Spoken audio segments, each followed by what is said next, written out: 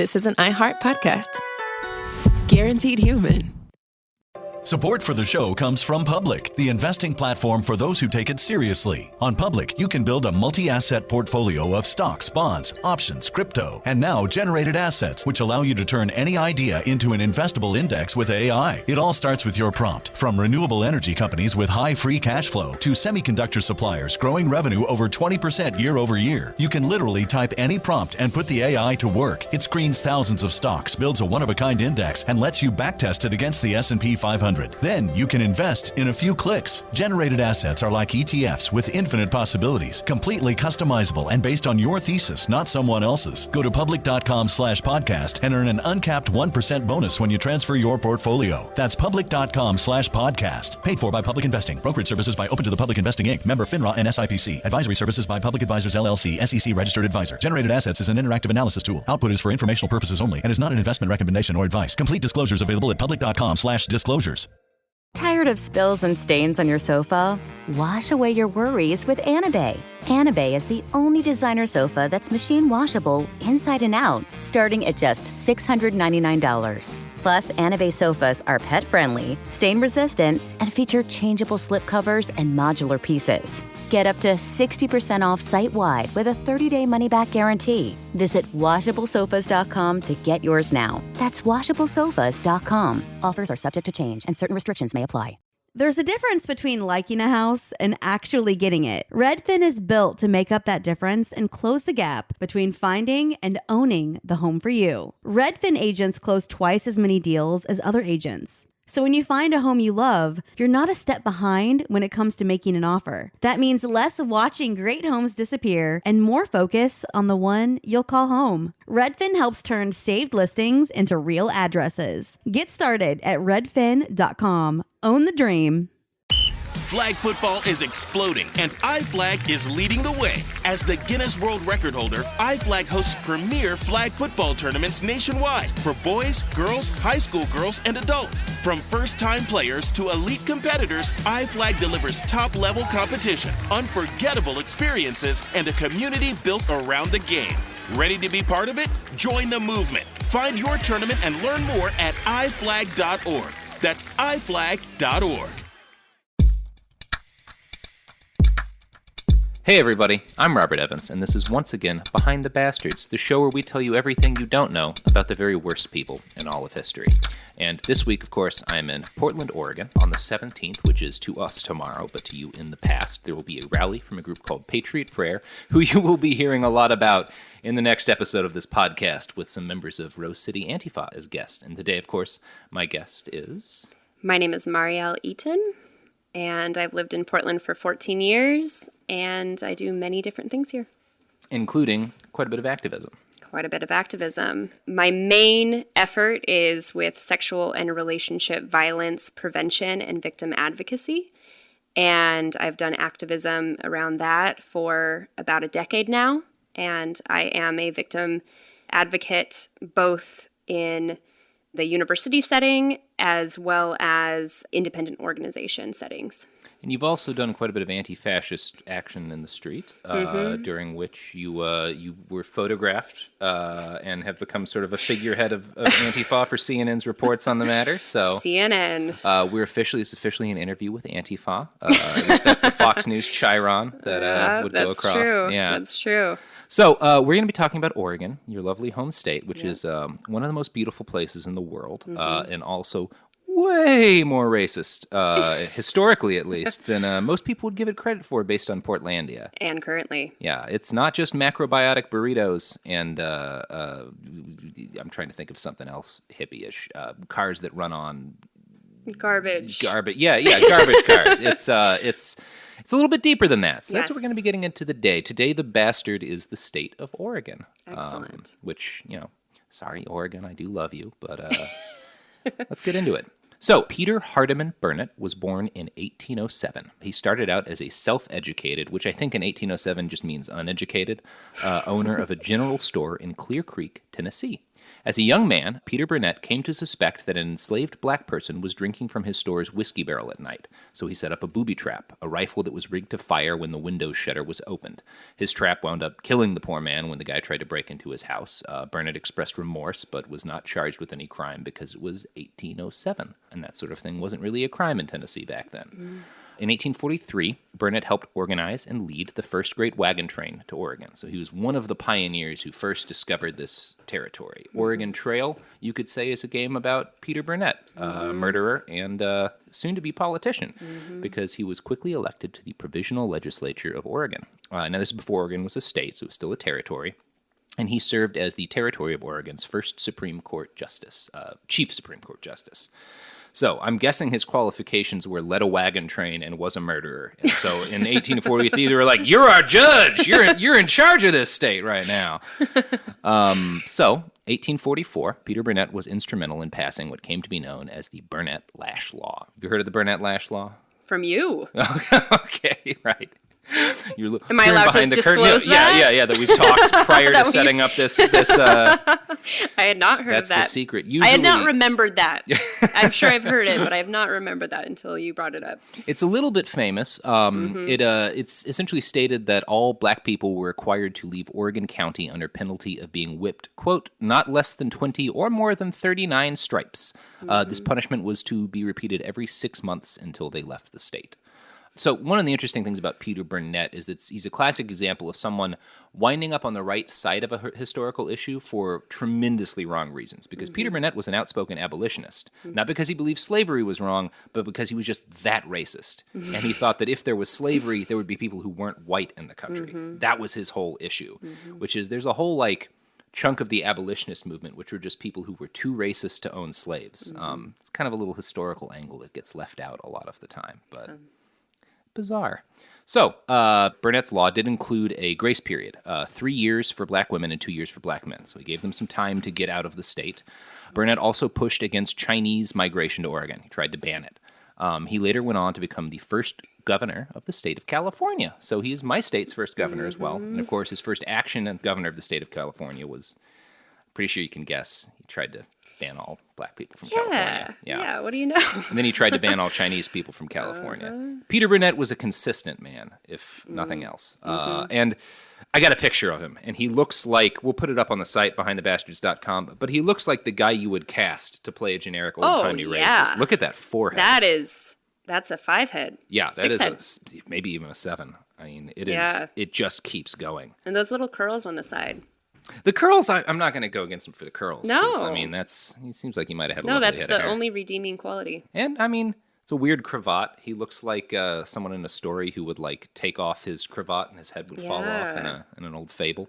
Yeah, he doesn't look like a very happy person. No, he does not. He looks a little bit like the painting of the guy Vigo in Ghostbusters 2, the bad guy who's trying to steal that baby's body. Yeah, he's got that. He's got his eyes are doing that sort of thing. So you really owe it to yourself to look at a picture of Peter Burnett, a guy who looks like his goal in life was to ban people who aren't white from multiple states. Yes. Yeah. So Burnett's lash law did not last long, which is kind of hard to say 10 times fast. The lash law did not last long. I'm not even going to attempt it. Fair enough. So now the good news is that no black people are recorded to have been lashed under it. It apparently was not used even in the 1840s in Oregon. Enough people were like, this seems a little bit too racist. Yeah. That said, we're talking Oregon in the 1840s. Who knows what happened, especially rural areas where the rule of law was even less than it was in Portland. Yep. Whether or not it was used, the law reflected the values of the first white people who settled in the territory of Oregon. They wanted their state to be slave-free, but because that was the only way to ensure the state had no black people at all. In 1848, the Oregon territorial government passed a law that banned any, quote, Negro or mulatto from living in Oregon. In 1850, the Oregon Land Donation Act gave, quote, whites and half-breed Indians 650 acres of land from the government. All other people of color were banned from receiving land grants. So Oregon was founded as a whites-only state. It was seen as this is going to be just white people in this chunk. So that was the Pacific Northwest from the get-go, almost 200 years ago. Absolutely. Yeah. And we'll be talking about, there's some people who still think that ought to be the way things work. Yes. So from the beginning, Oregon was a very rough place to be anything but a very, very white person. There were some extraordinarily brave black pioneers who did try to make a life out here. In 1851, one of them was Jacob Vanderpool. He was a former sailor. I think he came from the Caribbean islands, but I don't think we know exactly. But he came to own a saloon, restaurant, and boarding house in Oregon City. And a white guy named Theophilus Magruder, which is... Quite a name. Quite a name. And the name you would expect of a guy who's about to do, or who did what we're about to talk about him doing, reported him for the crime of being black in Oregon, and he was given 30 days to leave the state. Now, Magruder also owned a hotel and a bar in the same town, so it's entirely possible that his motive was as financial as it was racist, if not more so, but Jacob Vanderpool was forced to leave and forced to give up his business. In 1857, Oregon wrote a state constitution that enshrined its exclusion of black people into law. Quote, no free Negro or mulatto not residing in the state at the time of the adoption of this constitution shall ever come, reside, or be within the state, or hold any real estate, or make any contract, or maintain any suit therein. And the legislative assembly shall provide by penal laws for the removal by public officers of all such free Negroes and mulattoes, and for their effectual exclusion from the state, and from the punishment of persons who shall bring them into the state, or employ them, or harbor them therein. Yeah, so that's the initial law that Oregon is founded under, 1857. In 1859, Oregon Territory finally becomes a state. It was the only state in the Union that was officially whites only. So this is the only time that this happened. You know, as much racism as there is in the history of the United States, Oregon's the only state that tried to do this. So that's a claim to fame, I guess. Texas has the Alamo, and there you go. Which is also pretty racist. That was kind of... I grew up in Texas, and they always kind of smoothed over why the Texans were rebelling against Mexico. It had a lot to do with the fact that they wanted to own people, and Mexico didn't like people owning people. Yeah, they really hide that fact. Yeah. Always. Yeah. So while Oregon initially ratified the 14th Amendment to the Constitution, which gave citizenship to all people born or naturalized in the United States, including former slaves, this is why we have birthright citizenship. They were trying to figure out a legal solution to, we've got all these people that we forced to be here, and now they've got to be citizens. So Oregon initially ratified the 14th Amendment, but then it almost immediately rescinded the ratification of the amendment. I guess people got angry. Oregon is also one of only 6 states that refused to ratify the 15th Amendment, which gave black men the right to vote. So fortunately, Oregon eventually got its shit together enough to finally ratify the 15th Amendment. You want to guess when that happened? I've known this before, but I can't think of it. It was 1959. Yes. Yeah, 1959. Yep. They were like, all right, we'll ratify the amendment that lets black guys vote. Yeah. Just black guys. But, it did not re-ratify the 14th Amendment until 1973. Yes. Yeah. I definitely remember that date.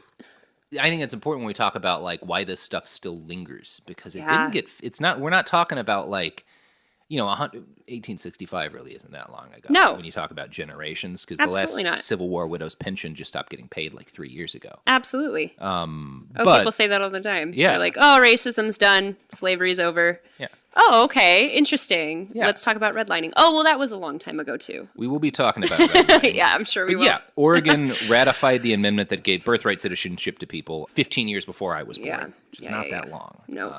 Not disco might have been a thing. I don't know when that kicked I think off. that may have been a thing. Yeah, it's about as old as disco. It's about as old as disco. Although that does feel old now. That does feel old now. Disco actually feels older than white supremacy in Oregon. Absolutely.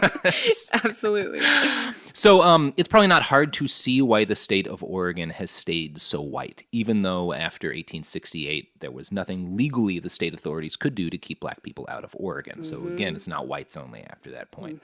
By 1890, there were only around 1,000 black people in the entire state. By 1920, there were just 2,000. Now, the 1920s would have been a rough time to be a black person in Oregon, because Oregon was the highest per capita membership of the Ku Klux Klan of any state in the Union. They marched in, They gathered in Portland proper all the time. Thousands of them. Thousands of them. Thousands. They're Claverns, I think. Yeah, that's the name. They're Grand Wizards. Cross burnings. Cross right burnings. In the center of the city. Yeah, I prefer to... It's easier to focus on the ridiculous names, but it was cross burnings and murders and... Yeah. Oh, man, we have to talk about that now. No, I mean, we can... That's what we're here for. Yeah, that is what we're here for. So, Democrat Walter Pierce was elected governor in 1922 after receiving the enthusiastic endorsement of the Oregon Ku Klux Klan. In fact, that may have been why he won. According to an article in The Guardian, quote, photos in the local paper show the Portland chief of police, sheriff, district attorney, U.S. attorney, and mayor posing with Klansmen, accompanied by an article saying the men were taking advice from the Klan. So, again, really not weird that it took until the 70s to ratify the 14th and 59 to ratify the... Yeah. So World War II is when things really started to change demographically in Oregon. This was the first time that a large number of black people began to move to the state, and it was because America was in this whole war thing, and we needed to build a shitload of boats. Mm-hmm. And if there's one thing Portland's great at, it's being a place to build a shitload of boats. You guys... We got our boats. If I ever need to build a navy, this is the city I'm going to build that navy in. Go for it. Yeah, well, we're here. I'm going to crowdfund it, like a GoFundMe, but instead of for medical bills, for... Like a battleship or three. And what are you going to use it for? I don't know. You'll sail around. Like what L. Ron Hubbard did. Just sail around for 8 or 9 years. Podcasting. Yeah, podcasting. Just podcast boat. Yeah, a podcast boat. A podcast cult boat. USS Navy. Cult podcast boat. I was going to say USS Bastard. Oh, USS. Yeah, that's more catchy than mine. Yeah, exactly. It's more catchy than mine. I'm not the namer in this. Well, in fairness, I'm not the namer either. Somebody else figure that out. Oh, okay, there you go. No, I feel your pain. So, by the end of World War II, more than 20,000 black people had moved to Oregon. Many of them resided in Vanport, a small city between Portland and Vancouver, Washington. Calling it a city, at first at least, yeah. Yeah. It was small town. Small town. Most of it was temporary housing that was Yes. built because they had so many workers coming in and they needed the ability to host them. And Portland was a very tiny city at this point still. Here's how the Smithsonian described the creation of Vanport. Quote, completed in just 110 days, the town, comprised of 10,414 apartments and homes, was mostly a slipshod combination of wooden blocks and fiberboard walls. Built on marshland between the Columbia Slough and the Columbia River, Vanport was physically segregated from Portland and kept dry only by a system of dikes that held back the flow of the Columbia River. So, little bit of foreshadowing there. This is built in basically the worst location you could build a town to keep it dry. Yep. Years later, Manly Maben, who grew up in Vanport, would describe it this way. Quote, the psychological effect of living on the bottom of a relatively small area, diked on all sides to a height of 15 to 25 feet, was vaguely disturbing. It was almost impossible to get a view of the horizon from anywhere in Vanport, at least on the ground or in the lower level apartments, and it was even difficult from upper levels, which I can't really imagine this. It sounds like almost something you'd see in like a dystopian movie where these people just have these dikes rising, like they're walled in on all sides. And this is the hub of, the black community in Portland, for the first time that it really has any size at all. So, yeah, the idea was that once folks had settled into Vanport and, worked at their jobs long enough and earned some cash, they would be able to rent or buy homes elsewhere. It was not intended to be a permanent development. Yeah. But discriminatory housing policy made it nearly impossible for black people to, live anywhere else in the city. So once the war ended, the mayor of Portland wrote a newspaper article telling the black people of Vanport that they were no longer welcome in the state. This is the mayor of Portland. Who's basically put up a letter saying, like, okay, thank you for building the boats. Yep. You can go. You can go now. Yep. Yeah, the Housing Authority discussed tearing the town down. A 1947 Oregon Journal article described local attitudes to Vanport this way. To many Oregonians, Vanport has been undesirable because it is supposed to have a large colored population. Of the some 23,000 inhabitants, only slightly over 4,000 are colored residents. True, this is a high percentage per capita compared to other northwestern cities, but as one resident puts it, the colored people have to live somewhere, and whether the Northwesterners like it or not, they are here to stay. I think there's a lot to dig into in terms of the phrasing there, both that this journalist, rather than being like kind of confronting the racism, is like, well, they're not entirely accurate. It's only a quarter color. And then also, whether the Northwesterners like it or not, they are here to stay. Yeah. So that's the attitude in 1947. So today Vanport as Delta Park. Yeah. That's sort of the land that's on now, because very little of Vanport City still remains. Yeah. In 1948, it started raining very hard. On Memorial Day, 1948, residents of Vanport woke up to driving rain and this letter from the Housing Authority of Portland, the HAP. Remember, dikes are safe at present. You will be warned if necessary. You will have time to leave. Don't get excited. Yep. I do feel like if the government's sending you all caps notes that say don't get excited, you should probably get excited. You should get pretty excited. Yep. I mean, and what happened next is horrendous. Yeah, horrendous and very predictable. Yep. The dikes did not hold. A hole opened up shortly after 4 p.m. In roughly one day, Vanport, Oregon's second largest city at the time, was completely wiped out by floodwaters. 18,500 people, 6,300 of whom were black, were displaced. Hundreds died. But we don't know how many because it really seems like the HAP may have secretly disposed of hundreds of corpses. Yeah. And even with the predictability that you were mentioning, people often will trust authority figures, and even if it seems predictable in hindsight, at the time it probably didn't. They probably really trusted that they were safe. Oh, yeah, and I was not trying to say that the people of Vanport should have predicted it. Yeah. The city should have known something was wrong. Yeah, they didn't give a shit. With this place that was basically built underwater with the water held in by walls, and then the walls start getting flooded with water. Absolutely. There's a rumor that 457 dead people were shipped to Japan for some reason. There's a bunch of weird rumors around what was done to the people That's very who died. odd. Yeah, it's kind of hard to dig into. I heard there were cover-ups. I hadn't heard that. It seems like a reasonable guess would be somewhere between 400 and 600 dead. But it's very hard to say. Yeah, and we see that cycle repeating itself with Puerto Rico. Yeah. Yep. Where it's weird how things rhyme all of the time in history. Yep. Yeah. All the time. Speaking of rhyming, it's time for an ad break. That was a bad plug, but do you have any products and or services you'd like to plug before we get to the ones that paid us? So it gets to just kind of be anything? Anything you want. I usually pick random objects on the table because I just love advertising. All right. I'm going to say that everyone should read Man's Search for Meaning by Viktor Frankl. Ooh, that is much more meaningful than the plug I was going to go with. So yeah, read Man's Search for Meaning. Yep. Oh, I was going Pick to it up plug at your library. Aveeno Daily Moisturizing Lotion. The only daily moisturizing lotion currently on this table. Love it. Let's move over to the products and or services that actually paid us for our time. Excellent. Support for the show comes from Public, the investing platform for those who take it seriously. On Public, you can build a multi-asset portfolio of stocks, bonds, options, crypto, and now generated assets, which allow you to turn any idea into an investable index with AI. It all starts with your prompt. From renewable energy companies with high free cash flow to semiconductor suppliers growing revenue over 20% year over year, you can literally type any prompt and put the AI to work. It screens thousands of stocks, builds a one-of-a-kind index, and lets you backtest it against the S&P 500. Then you can invest in a few clicks. Generated assets are like ETFs with infinite possibilities, completely customizable and based on your thesis, not someone else's. Go to public.com/podcast and earn an uncapped 1% bonus when you transfer your portfolio. That's public.com/podcast. Paid for by Public Investing. Brokerage services by Open to the Public Investing Inc. Member FINRA and SIPC. Advisory services by Public Advisors LLC, SEC registered advisor. Generated assets is an interactive analysis tool. Output is for informational purposes only and is not an investment recommendation or advice. Complete disclosures available at public.com/disclosures.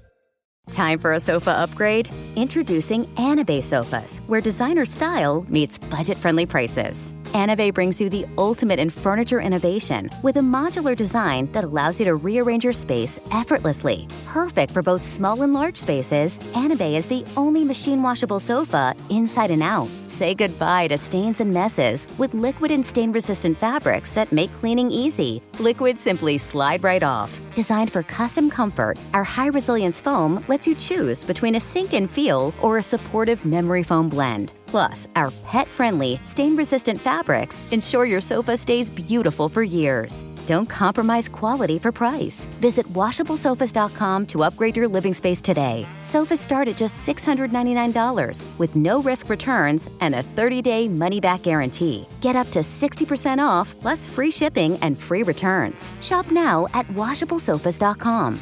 Offers are subject to change and certain restrictions may apply.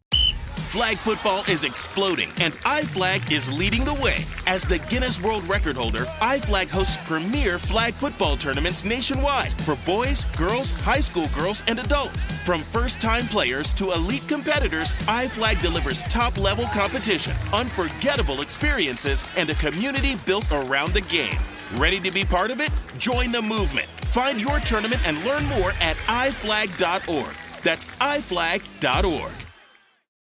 Hey, this is U.S. Olympic gold medalist Tara Davis Woodhull. And I'm U.S. Paralympic gold medalist Hunter Woodhull. As athletes, our lives are about having a clear path. And a team that you can absolutely trust. So when it came to getting the best mortgage, we chose PennyMac. PennyMac is proud to be the official mortgage provider of Team USA and you. Learn more at pennymac.com. PennyMac Loan Services, LLC, Equal Housing Lender, NMLS ID 35953. Licensed by the Department of Financial Protection and Innovation under the California Residential Mortgage Lending Act. Conditions and restrictions may apply.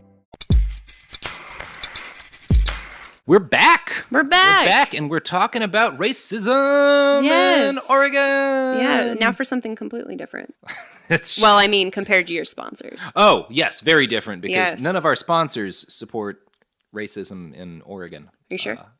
Yeah, pretty sure. Okay, good. I mean, they make belts, Grip 6. I don't see how a belt could be racist. Depends on where they're made. Yeah. Should I be saying this? Should I be talking about consumerism under capitalism? Well, yes. I mean, we do. It's one of those things. This is the ocean that we live in, so you can't do anything but swim. But you can try to pick products that you feel don't add to the problems. Yeah, as long as you're not sponsored by Amazon.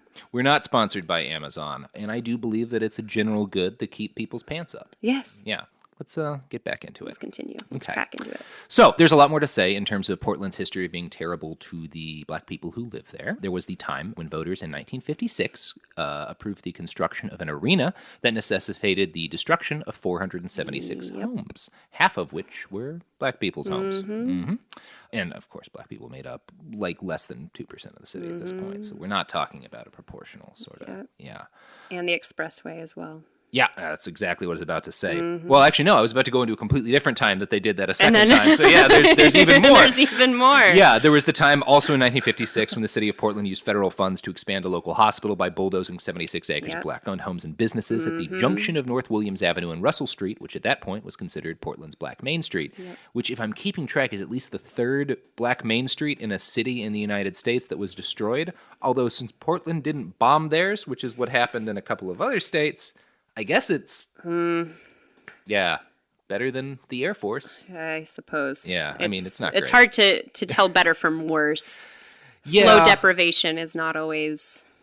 No. Yeah. I was reaching for a little bit of levity in a situation that doesn't deserve it. So tell us about this expressway, which I did not include in here. Yeah. So anyone who's in Portland knows exactly what I'm talking about. But for people outside, there is this very long freeway project that goes past and around the Memorial Coliseum, which you just mentioned, that was built, the arena. And this expressway was initially going to be in the west portion of Portland. Anyone who knows Portland knows that the Willamette River bisects east from west. Mm-hmm. And so it was initially going to be on the other side of the river. But then people over there were saying, oh, no, we don't want that over here. And it was, predominantly white people who were saying that. And so they decided... my backyard. Yeah, front yard. Exactly. Yeah. NIMBY. And so it instead got placed wrapped around right next to the Memorial Coliseum and resulted in the destruction of many, many, many, many more homes and displaced people there. So it just goes straight around Northeast Portland and up north. And but I'm going to guess most of those homes were upper middle class, Caucasian people's homes, right? I mean, because that's most of that part of Portland, right? Let me check. Hold on a second. No. Really? Yeah. Are you surprised? Racist policies policy in Portland? Oh my gosh. That doesn't sound like what we're about to continue talking about for the next 30 minutes. Oh wait, I thought we were back to the sponsors. No. We're back to belts. No, we're not talking belts. We're not talking belts. No. So really kicking off in the 1970s and 80s was a process called redlining. This is basically banks colluding to refuse mortgage loans to qualified black applicants would be the quick way to sort of sum up the bulk of that process. An investigation published by The Oregonian in 1990, yay journalism, found that Portland banks were granting loans to black Oregonians at roughly 1/10 the rate they were granting them to white people, and 1/10 the rate that they were supposed to be granting them. And for those who don't know, it's literal red lines drawn on a map, very specifically placed. And that's something that I think a lot of people are not aware of, that it really refers to red lines that were written on maps. Yeah, and they're basically saying, we want to keep black people out of these neighborhoods. We don't want to allow them to buy houses here. And it's not like they were really granting a lot of loans to the black neighborhoods either, but they were specifically trying to hem them in. It was kind of like the zoning version of kettling a little bit. Yeah. Absolutely. So there were also a series of police shootings of black men in the 1970s in Portland. And in the 1980s, an investigation revealed that the local Portland police had been running over possums and leaving the corpses in front of black-owned restaurants, which I don't even know what to say. It's a thing that happened. So given all of that, it's probably not much of a surprise to listeners that for much of the 1980s and 1990s, Portland became known in the punk community as a haven for neo-Nazi skinheads.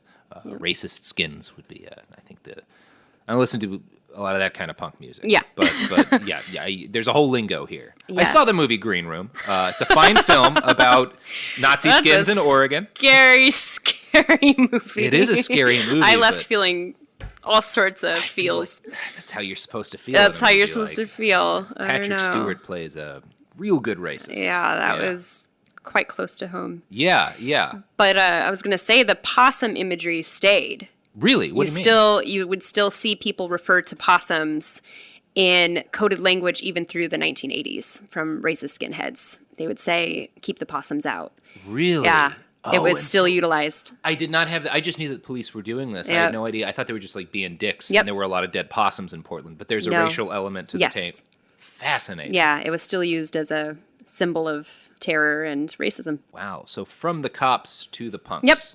That's not usually how that goes. Especially if I know one thing about punks, they're not supposed to talk to fucking cops. Yeah. But yeah. Yeah, but these are the Nazi punks. Nazi skinhead punks. Nazi punks. They liked when the cops were being racist. Yeah, that's the thing they want cops doing. Yeah.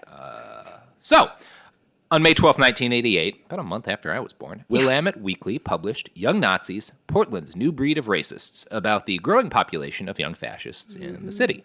Reporter Jim Redden interviewed several of these guys in their southeast Portland apartment, and credit where it's due, this was not like the New York Times profile and the Nazi Next Door thing, like it was an important subject, he was covering it. He seems to have done it a good job of doing it, at least from what I've read. He asked them about an assault on a guy named Sam Chin, a 27-year-old Portland resident originally from Singapore. 3 skinheads had confronted Chin's family, beat up and stomped on him, and Redden brought this up to the Nazis. I'm going to read a quote from the article. Although they denounce the media's focus on violence, they are not unwilling to completely reject it. While they say the assault on Chin was not representative of their beliefs, they repeatedly stress that they are willing to fight for their cause. We wouldn't beat up someone for no reason at all, says Kay, a tall male with a tattoo of a heavily booted skinhead on his left bicep. But we're ready to defend ourselves. Which I picked that quote because you could put those words in the mouth of Patriot Prayer's Joey Gibson. Absolutely. Who's the guy running the rallies that have been causing the fights recently. We'll talk That's about the same sort of sentiment that comes from Oath Keepers, 3%ers, all of them. Yeah. So, next we're going to talk about what happened on November 13th, 1988, when Mulugeta Sarah, a 28-year-old Ethiopian immigrant, a student at PSU and a father of one, was dropped off in the parking lot of his apartment complex by some friends. He was about to head into his apartment when a vehicle holding 3 racist skinheads and their girlfriends pulled up, and these guys had been drinking and handing out racist flyers from an organization called White Aryan Resistance. Get a little bit more into that in a second. One of the skins who I was originally going to use names because I usually do, but I do like your attitude of not giving these guys the benefit of their names. So I'm not going to name the skinheads. Yeah. But anyone who's curious can get the book 100 Little Hitlers. Oh, that's a good title. Yes. That's a real good title. And so I'm all for community education, learning about people, but there is a distinction of putting out the names and repeating them out loud over and over and over again and forgetting the names of victims and heroes who have stepped in. Yeah, I agree. That's so shit, sorry. It's written on the thing. One of these skins you can just bleep who it will bleep out. Yeah, we'll bleep that out. The bleep you heard was a name that we're not going to say. One of these skins lived in the same block of apartments as Sarah. And I think one of the descriptions I heard from a police officer was they could have strung tin cans on strings and talked to each other. They lived that close together. Yep. So yeah, the Nazis had been drinking heavily and putting up white supremacist posters around town. They shouted at Sarah and his friends, and then while their girlfriends shouted for them to kill him, the Nazis jumped Mulugeta Sarah. One of them hit Mulugeta in the back of the head, I believe, with a baseball bat. And there was no ball or mitt in the car. They did not have that for baseball. No, they had it for Nazi reasons. Yep. The reason that Nazis carry baseball bats. And he had the initials of the organization did carved he? into the bat. Really? So he had war carved in the... I don't think he had war. I think it was their own group because they had their own... Oh, okay. Yeah. So this was a bat meant for doing exactly what he did with Yes. it, committing violent assault, and in this case, murder, because they continued to hit Mulugeta when he fell to the ground, and they also continued to stomp on him with steel-toed boots. He died that night from blunt force trauma. So they went to prison. Yes. At the time, a big deal was made about the fact that one of them, the kid with the bat, was the frontman of a popular local band and also an actor who'd worked with Gus Van Sant. I had to sort through a bunch of articles where they were talking about this talented young actor and the terrible thing. It's like, well, he murdered a guy. It doesn't matter that he was good at acting. Don't write about that. And they still do that too? Yeah. I mean, I like I said, it's not hard to... The way that perpetrators of various crimes, depending on their race, makes a big difference in the headline. Yeah, you see it every time. There's a marked difference of what happens when one of these people commits a crime and the way that they're reported on the media and the pictures used for them. Or even if you are a young black boy like Tamir Rice, a child, and people are saying, oh, he was a big, scary, he was man-like. Yeah. It's horrifying. Yeah. And yet then we see these white men committing crimes who actually did something. Yeah. And the way that they're painted is absolutely ridiculous. Well, and there's really old history to that. I remember reading, we did an episode where we talked about sort of the U.S. occupation of the Philippines, and there was an island that there was a massacre on a U.S. military base where a bunch of U.S. soldiers got killed. And then in response, they massacred, and the language they used was they killed all of the men over 10 on the island, which you're not a man at 11. You're not a man at 12. You're not a man at 13, 14, 15, 16, maybe 17. But, like, it doesn't matter. I mean, massacring's wrong, but, like, just the language used. Any man over 10 is, like...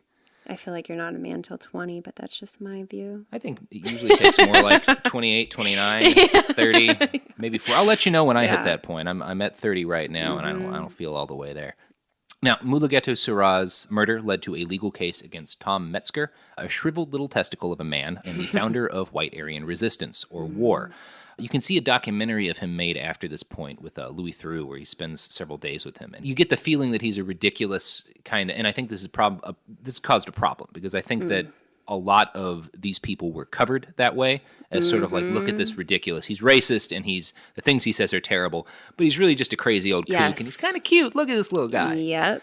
Now, what Tom had been doing is sending his son up to Portland and sending a significant amount of written propaganda up there that was not just propaganda on, not National Socialism or whatever, but was specifically advocating violence and talking about ways to commit violence. And I believe you know a little bit more about this than I do. Yeah. So WAR, his White Aryan Resistance group, had these newspapers they would give out that were overtly, horrifyingly racist, and the cartoons that they would have on the covers were just absolutely disgusting. And they would send up stacks to Portland for these young groups of men who previously were not organized. They were just going around, and they would get drunk, and they would talk about being Aryan and racism and all that. Not to say they shouldn't have been taken seriously at all, but they weren't organized at that point. And it wasn't until Tom Metzger and his son stepped in that they began to have tools. They began to have these newspapers, flyers they would pass out, fake welfare applications that they would pass out to women of color and humiliate them, and attempt to humiliate them. And it wasn't until that point that they actually had these tools and these means of propaganda to pass out that they began to feel organized. And this is where we get into something that's really interesting to me. It's a little bit difficult to talk about. Are you familiar with the concept of the Führer principle? I don't think I've heard specifically about it, but I imagine it has to do with having a leader to organize you. That's an aspect of it. It was the idea, this was like the central idea behind the original Nazism, was an individual can embody and electrify a people and bring them up and sort of use them as a tool almost. And like that, and that's desirable and good. And obviously, that's silly when you start talking about like nations. But there's a little to it when you talk about something like you've got these disaffected kids in Portland who have no sort of organizing principle, and a guy like Tom Metzger who has just enough charisma, just enough vision to get them united behind a purpose, and then they become dangerous. Yeah. And I think that you're seeing something similar with a guy like Joey Gibson, who has, I watched his speeches, a good amount of personal charisma. He's good at speaking. Absolutely. He's good at organizing. And these people, the people who show up at these Patriot Prayer rallies, just like the people who murdered Mulugeta Sirah, were doing shitty racist things in their personal lives beforehand. But it took a leader coming in, and then they're a cohesive whole. Yeah. Absolutely. So I think that's where it's important to understand that concept, because I do think it embodies something, not that, like the Nazis said, that this was how everything worked. I don't think it's how everything worked, but I think it's how Nazis work. Oh, yeah. Across time, and whether or not they call themselves Nazis or patriots or whatever, it's how Nazis work. Yep. So, a little digression. Yeah, even though Tom Metzger had not specifically ordered the skinheads to commit that particular murder, he was seen as having vicarious liability for indoctrinating kids with racist ideology, publishing information on how to commit violent crimes, and sending people up to talk to them. So he was ordered to pay like $12.5 million in damages. Yep. Yeah, and he wound up losing. Completely bankrupted him. He had to sell his house. He lost his house, Had to pay amounts every single month. Yeah, up to today at age like 80-something. And they sold his house to a Hispanic family. Yes, they did. I think it was Sirah's family, right? Who was it the ACLU who got it? Or? Southern Poverty Law Center was the one to sue them, if that's what you're asking. Okay. Yeah. Right. And the neighbors were extremely happy. Yeah. To see the new family move in. They didn't like Tom Metzger. Really? Because, gosh, what a likable guy he was. He seemed like he had a lot on the ball. I'm sure. He's a bad neighbor, you're saying. Yes, I would imagine. Weird how Nazis are bad. Yeah, it's like neighbors don't like when a bunch of skinheads come in and out of somebody's home. Yeah. Okay. Well, I'll keep that in mind. Yeah. You know what else I'll keep in mind? Yes. Is these products and services that are about to support our show.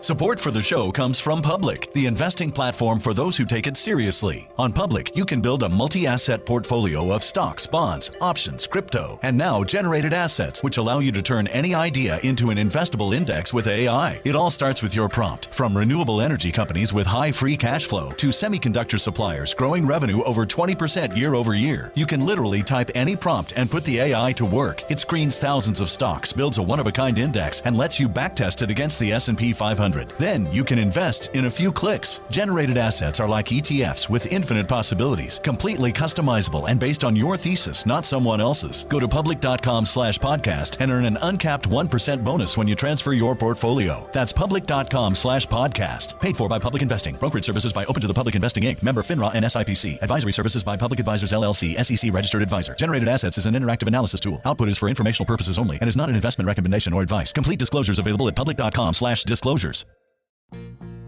Life gets messy. Spills, stains, pet accidents, and kid chaos.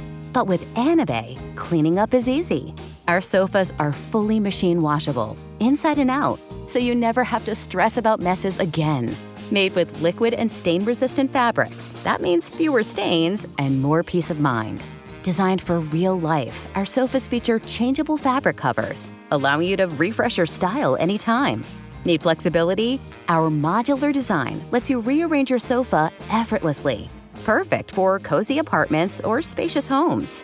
Plus, they're earth-friendly and built to last. That's why over 200,000 happy customers have made the switch.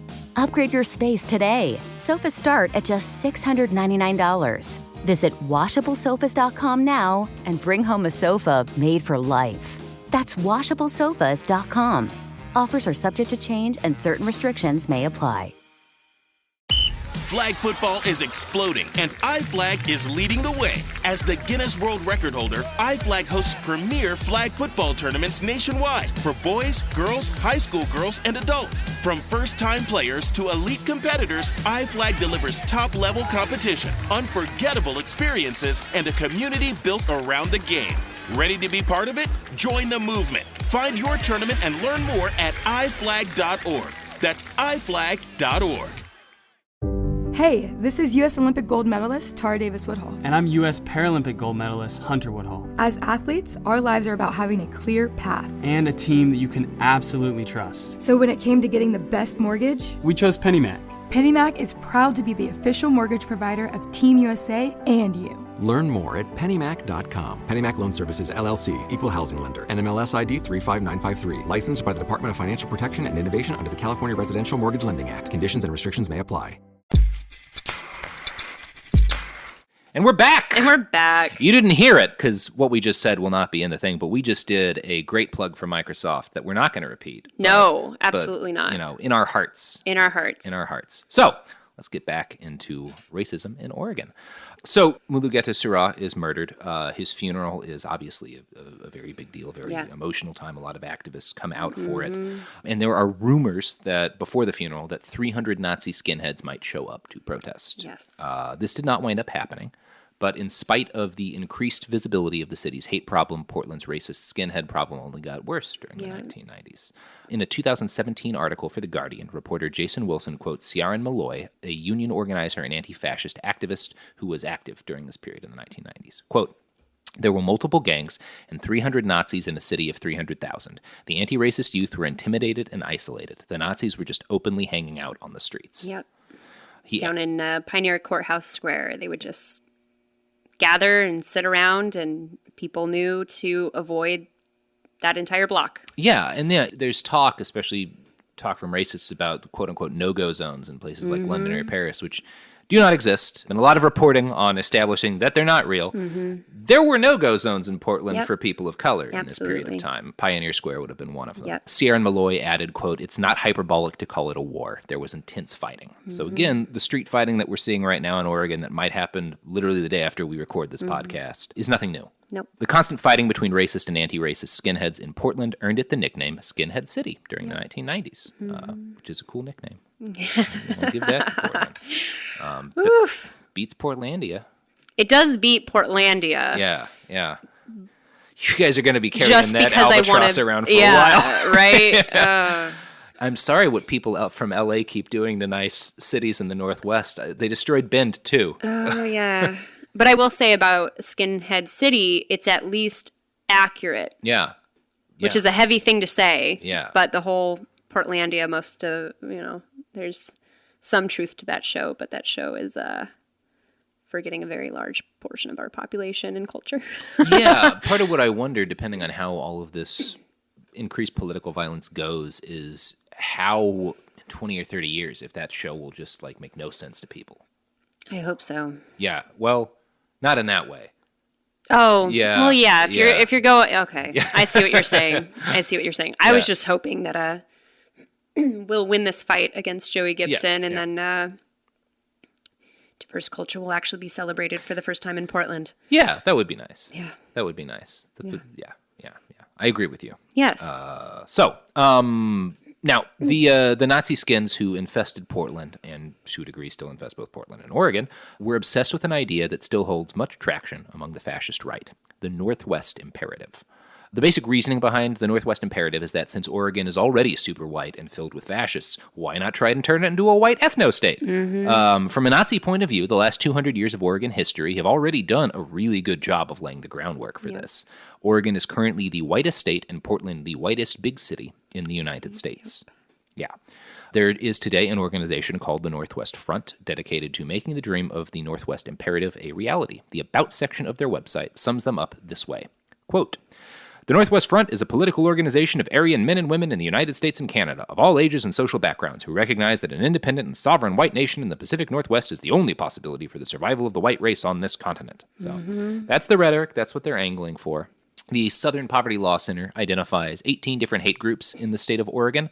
And outside of explicit hate groups, Oregon still has a lot of its old problems with hate. A 2011 audit found that 64% of landlords and leasing agents in the city discriminated against Black and Latino renters, giving them higher rents, forcing them to pay larger deposits, and levying additional fees against them. Absolutely. 64%. Absolutely. That's nuts. And with gentrification as well. The neighborhoods that have been most shaken Shaken. Chicken? Chicken. Chicken. Nice. Yeah. Most chicken. They got shicked real good. Yes. Yeah. By gentrification in recent times are the same neighborhoods, like the Albina neighborhood, that we have seen a lot of the history you've talked about of pushing people of color to that center are now gentrified with huge condos and entirely unrecognizable. Yeah, it's, and this is, you can trace some of that back to Portlandia, to be honest. So, black students in Portland are suspended and expelled at a rate 4 to 5 times higher than that of their white peers. And this brings us more or less to the modern era, where we are today. Portland is a city with a lot of left-wing political activism now, and a definite reputation as being, quote, woke. It's seen as a hippy-dippy sort of place, but, as we've covered, there's a very long history of discrimination and a very long history of racist organizing. Over the last 2 years, though, Oregon has entered what may be a different era. The fighting in the streets is bigger and bloodier than it has ever been before.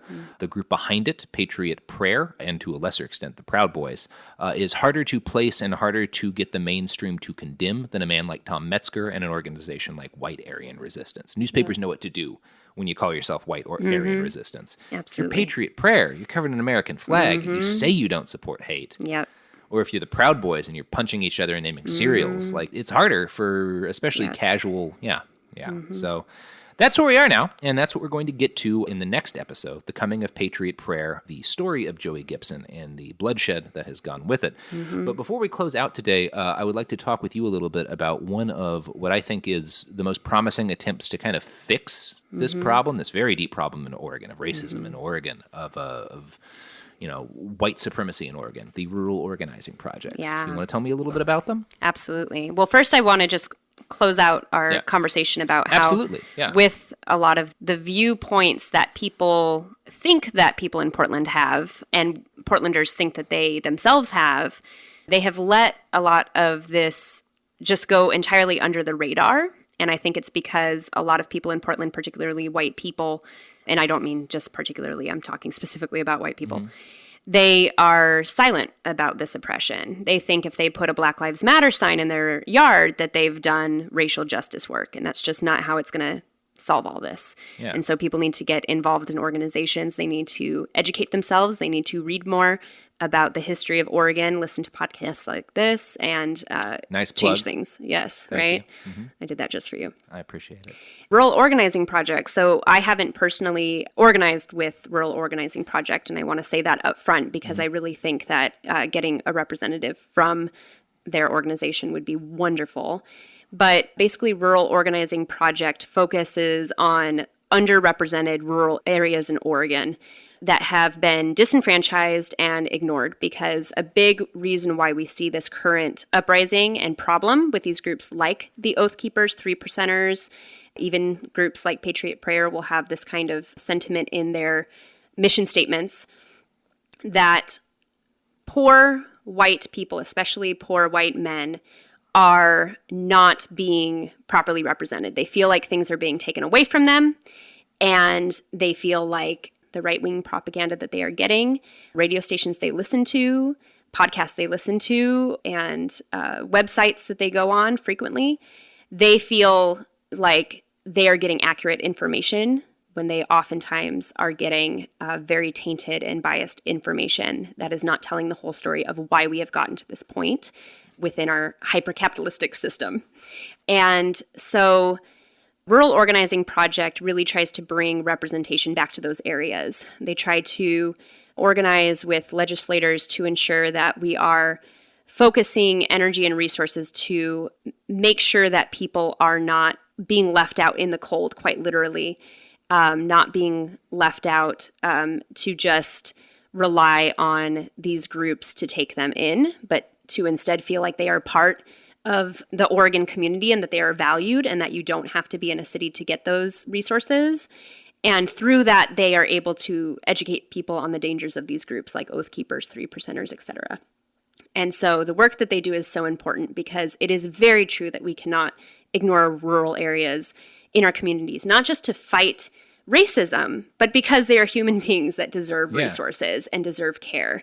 And rural areas have been hit hard by this hyper-capitalistic automation, and jobs have been stripped away over the course of history. And so people have been just seeing jobs go away. And instead of being given the proper information of, oh, the reason why these jobs have changed is for these reasons, they instead are told by somebody, oh, you know why? It's because of that immigrant. It's because of women wanting to enter the workforce. It's because of this and that. And so then they hold tight to these traditional ideas of what it is to be an American, which were never accurate to begin with if we really look at our history.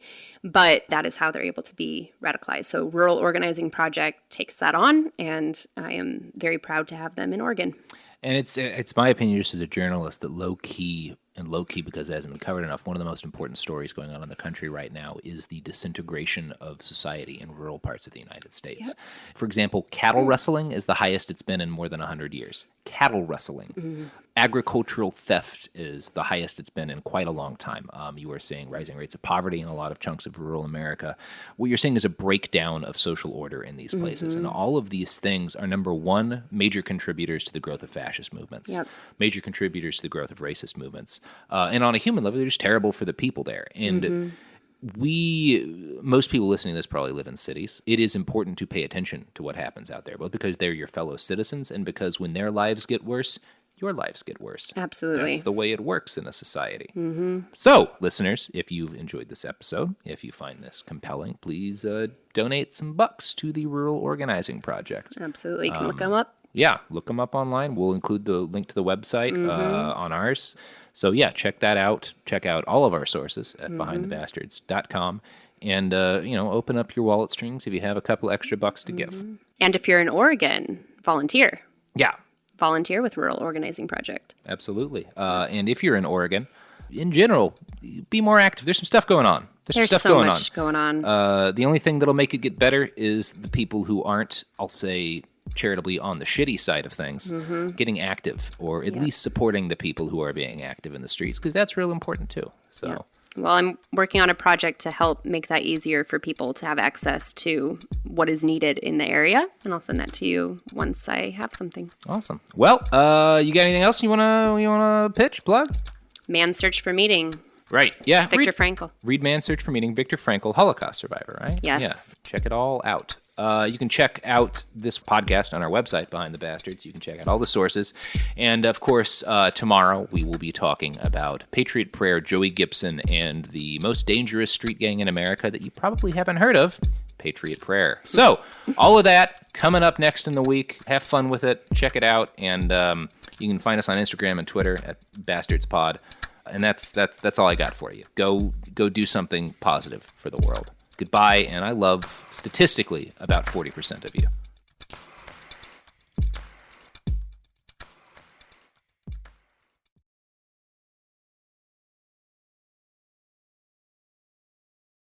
A BetterHelp ad. We get it. February is full of flowers, candy, and, of course, lots of talk about relationships. It can feel like everyone else has it all together in their love lives. But the truth is, we're all still figuring it out. Whether you're working on your marriage, navigating the dating apps, or prioritizing staying single, no matter where you are, you're right on time. Therapy can help you find your way and take some of the pressure off yourself so you can determine what you want, what feels heavy, and how you can feel lighter. Just a little bit of outside perspective from a professional can lead to new understanding and a lot of progress. So the next time you're feeling iffy about your love life, try therapy with BetterHelp and see where it takes you. And remember, you're right on time. Visit BetterHelp.com for 10% off. That's BetterHelp.com. Time for a sofa upgrade? Introducing Anabe Sofas, where designer style meets budget-friendly prices. Anabe brings you the ultimate in furniture innovation with a modular design that allows you to rearrange your space effortlessly. Perfect for both small and large spaces, Anabe is the only machine-washable sofa inside and out. Say goodbye to stains and messes with liquid and stain-resistant fabrics that make cleaning easy. Liquid simply slide right off. Designed for custom comfort, our high-resilience foam lets you choose between a sink-in feel or a supportive memory foam blend. Plus, our pet-friendly, stain-resistant fabrics ensure your sofa stays beautiful for years. Don't compromise quality for price. Visit WashableSofas.com to upgrade your living space today. Sofas start at just $699 with no risk returns and a 30-day money-back guarantee. Get up to 60% off plus free shipping and free returns. Shop now at WashableSofas.com. Offers are subject to change and certain restrictions may apply. Flag football is exploding, and iFlag is leading the way. As the Guinness World Record holder, iFlag hosts premier flag football tournaments nationwide for boys, girls, high school girls, and adults. From first-time players to elite competitors, iFlag delivers top-level competition, unforgettable experiences, and a community built around the game. Ready to be part of it? Join the movement. Find your tournament and learn more at iflag.org. That's iflag.org. You're listening to a podcast, so you're doing something else too, like maybe scrolling home listings on Redfin, saving places you like without thinking you'll get them, because that's what house hunting has become. But Redfin isn't built for endless browsing. It's built to help you find and own a home. Redfin agents close twice as many deals as other agents, which means when you find a place you love, you've got a real shot at getting it. Redfin helps turn saved listings into real addresses. Get started at redfin.com. Own the dream. This is an iHeart podcast. Guaranteed human.